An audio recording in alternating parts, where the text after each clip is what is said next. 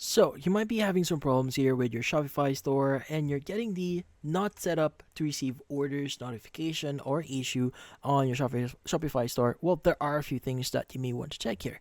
Now, typically, if you're having this problem, it means that the website or your Shopify store is not fully set up, not from the notification itself. Now, to fix that, you need to do the basics. First is you want to make sure that your Shopify store currently has a paid plan. Now, in order for you to fully use or utilize Shopify here, you need to have at least the basic plan. Now, to check that, you want to go to the bottom left here, click on settings, and from here, you want to go to plan. Now, typically, this is where you should be able to see your current plan for your store.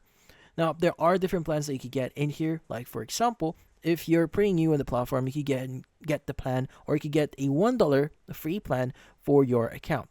Now, in some cases, you need to pay around $25 for the basic plan. We have the Grow plan here, which is around $65, and Advanced here, $399 and plus. Now, depending on your needs, you may need to get a plan first. Now, if you do already have a plan here, what's the other thing that you need to check?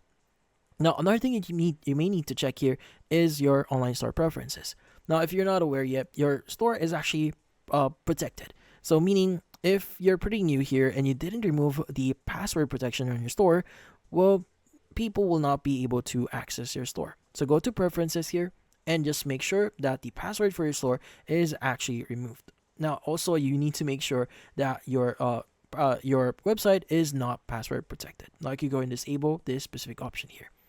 So also another thing that you may want to do is you want to go to your settings here on your Shopify store, and you want to make sure that when you go to your general store here, you should be able to fill up all the necessary information. Like, for example, information where your store is actually located.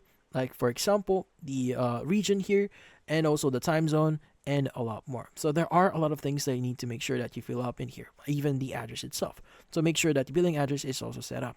And also a phone number is linked on your account. Now, you may want to also go to sections like, for example, your checkout page, and just make sure that it's fully configured, like what information you need for the checkout section. Also, if you go to shipping and delivery, you want to make sure that your shipping is also set up. Like, for example, what's the pricing for the shipping when you're shipping on a specific region or in a specific country. Now, also, you may want to check your taxes and duties here. So if you need to pay any taxes on that specific country, well, set that up first.